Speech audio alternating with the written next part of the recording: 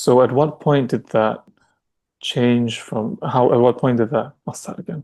All right. Okay. Where were we? Where were we? Yeah.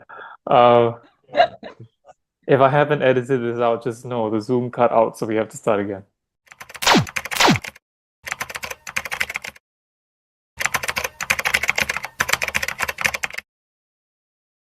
So we have the whole struggle for independence and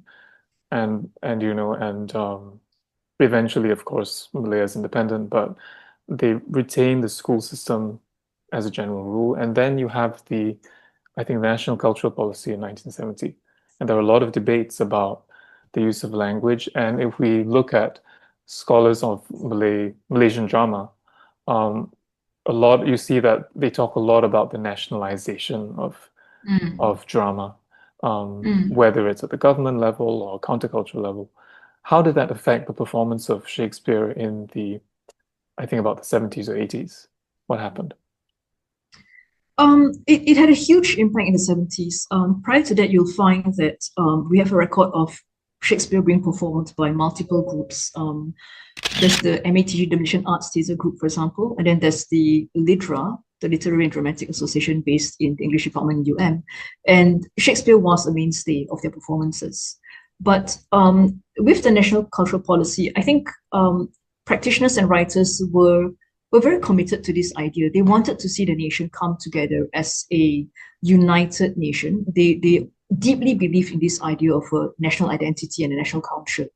And so you find them consciously moving away from performing anything that might represent this British colonial experience. And what could be more, typical of that than Shakespeare? So you find that in the 70s, there's an emphasis on performing works by writers like Edward Burrell, Lee Tuan Chai, Shin San Sui. So local writers coming up with original content that speaks to local experience. Occasionally, there will be performances of these more canonical writers, but these tended to be writers who are known for their social commentary. Writers like George Bernard Shaw, writers like Anthony Chekhov, hardly anything by Shakespeare. So at what point was Shakespeare reintroduced into performance? I know we didn't stop performing Shakespeare, but at what point did Mm. that start to become a trend again, as it were? Yeah, I think it's very closely connected with the larger developments within the country. It looks to me that the practitioners, from that wave of idealism and excitement, began to realize that things were perhaps not as simple as they had hoped.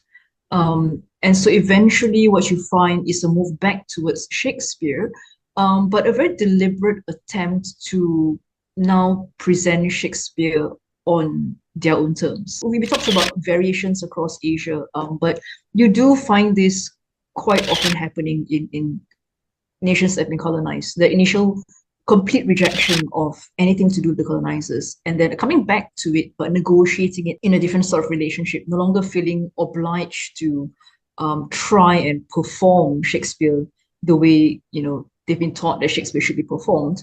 But the courage and the innovation to actually take Shakespeare and to use Shakespeare to say something for themselves.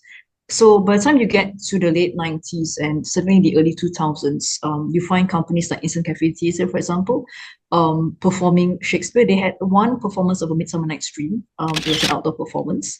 Sadly, we don't have documentation. We can speak to those who are part of the ICT, of course, but we don't have recordings of the performance.